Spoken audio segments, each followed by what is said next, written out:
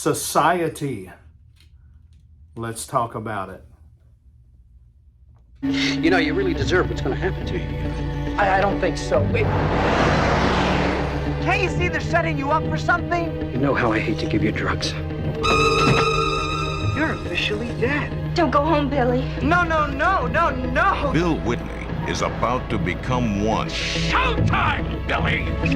With Society. Who are you? Let me give you a hand, Bill. In Beverly Hills, what you fear is only the beginning. Anything for society.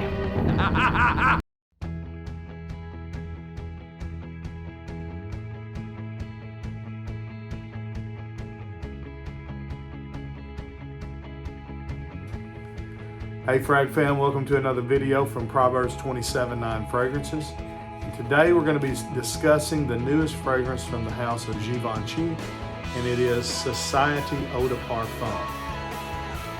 Go ahead and hit like on the video if you don't care, and if you're not a subscriber, please subscribe to our channel and make sure the notifications are turned on. That way you're notified every time we upload this sweet smelling fragrance related content. All right, so Society by Givenchy is the latest in the Gentleman line. It's actually called Gentleman Society. And I picked up a couple different samples from Dillard's the other day. I went looking for some dress shirts and always stop at the counter to see what is new, and this is one that the perfume lady was kind of pushing that day. So I thought, yeah, let me try it out. Even though I'm not a huge fan of the line, the Gentleman line, I prefer the old Gentlemen and the Gentleman Only line. Like for instance, this fragrance right here, Gentleman Only, which is a great smelling kind of light blue fragrance. Clean, classy. What I don't like in the Gentleman line is the iris. I don't like the way they use it. It smells much different than the iris in Dior Homme. And I think it's because they're adding some other floral notes to it as well. But anyways, when I smelled this one in the store, I didn't pick up on the irisy Gentleman DNA, and I appreciated that. So I got a couple samples. I've been wearing it, and I've got an extreme dry down on my left hand. It's about 5 hours dry now. I meant to make this video earlier, and I've just been busy.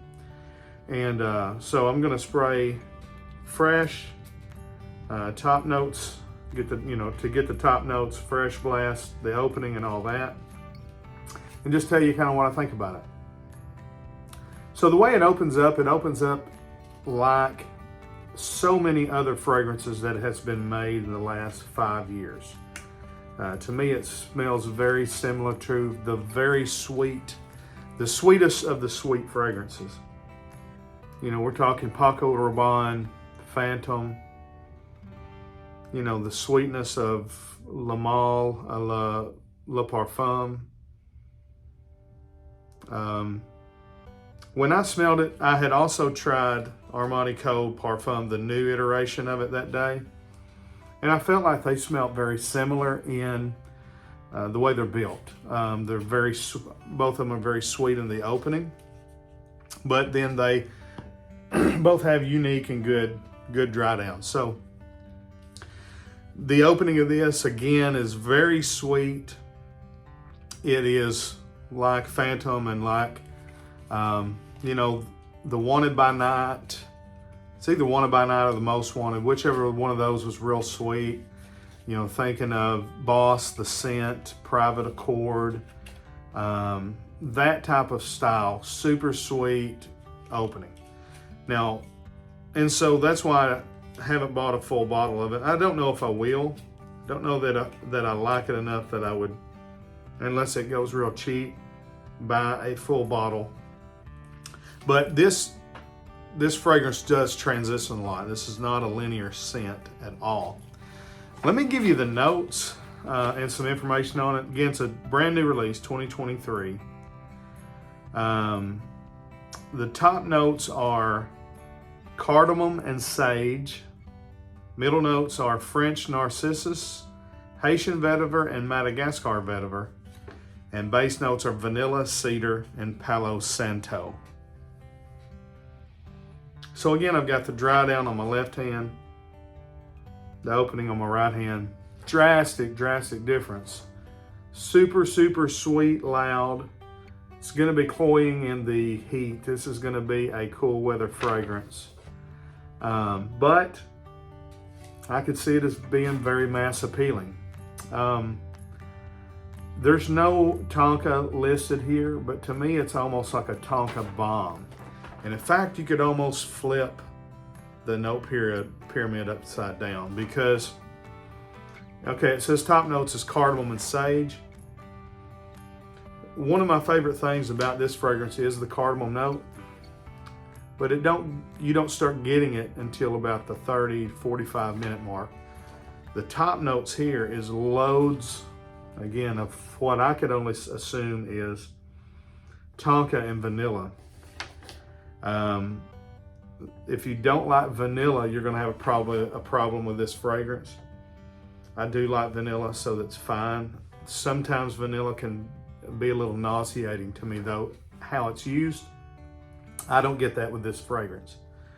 But I do get a lot of sweetness, and to me, it just comes across like most Tonka bomb fragrances. So loads and loads of Tonka and vanilla sweetness on the top. Now, and also this is an eau de parfum concentration. I did notice when I sprayed it on the card, let me find the card that I sprayed it on. I don't know if this will come through on the camera, it probably won't. But there is some yellow dots there. It's got a high concentration of oil. The juice is kind of a goldish, amberish yellow. So I would be careful spraying this on clothing. It may stain your clothes.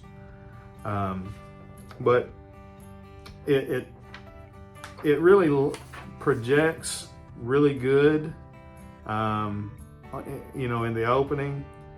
Then as it dries down, it lasts a long time. So it's a good performer. It's a good projector, above average in both of those. I would say the projection, if you spray this, you know, pretty heavy, you may choke some people out. And then as far as performance goes, it lasts all day. I mean, I would say probably 6 to 8 hours if you spray it on clothes. Now it's going to become a skin scent at about the 4-hour mark. If you just spray it on your skin. But if you spray it on your clothes, and I have sprayed it on some clothing, it does last all day long. So after it starts drying down is when the cardamom really starts to play a major role, at least to my nose. The cardamom and the sage,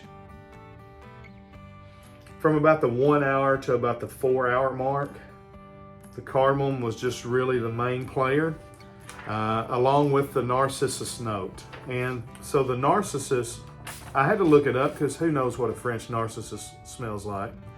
But the way it was described as is an animalistic flower that has some green nuances along with smelling like tobacco.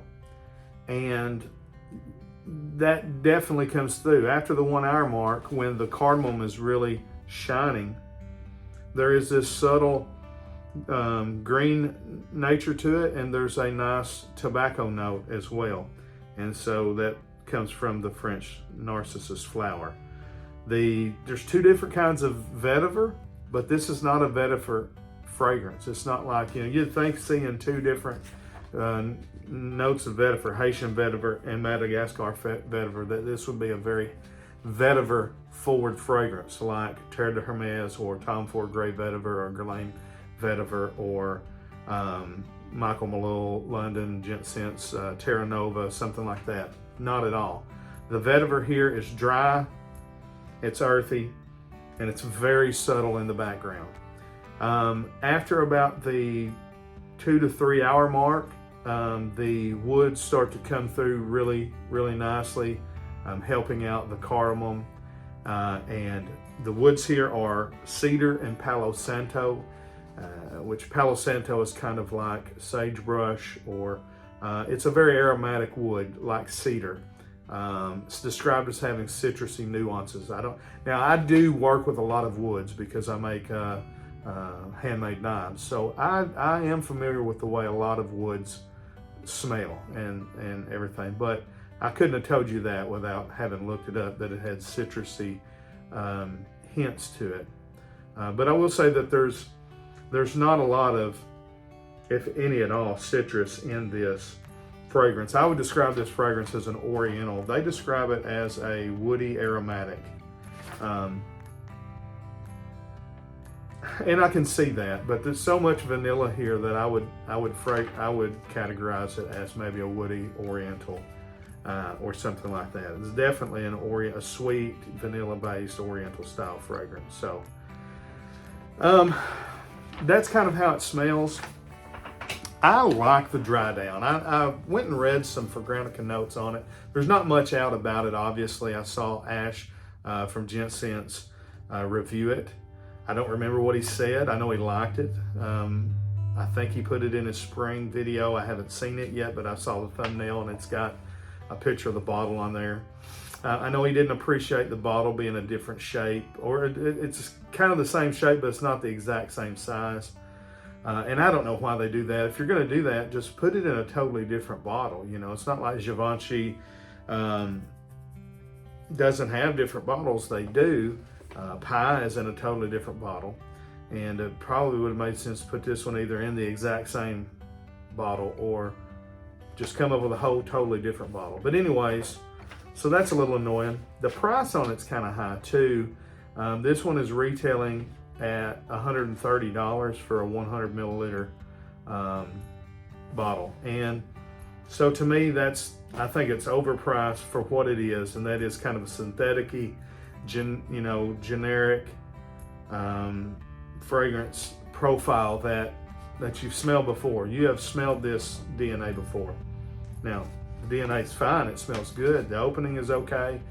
I'm a bigger fan of the dry down.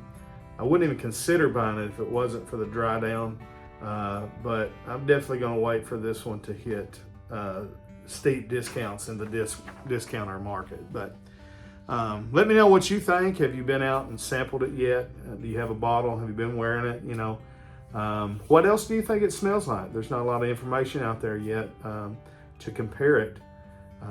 You know, I think I compared it to Armani Code Parfum that day because I sprayed both of them, one on one hand, one on the other, and they did smell similar side by side. I don't get a lot of the iris. Some people say they get it, some people say they don't. I didn't get it and was glad about it. So it doesn't smell like it's in the Gentleman flankers, you know, to me. What else? I guess that's it. That's my thoughts on Gentleman Society Eau de Parfum, the newest from Givenchy. Like, share, subscribe, do all those things. Till we see you down the road, we say God bless. Frag on, Frag fam.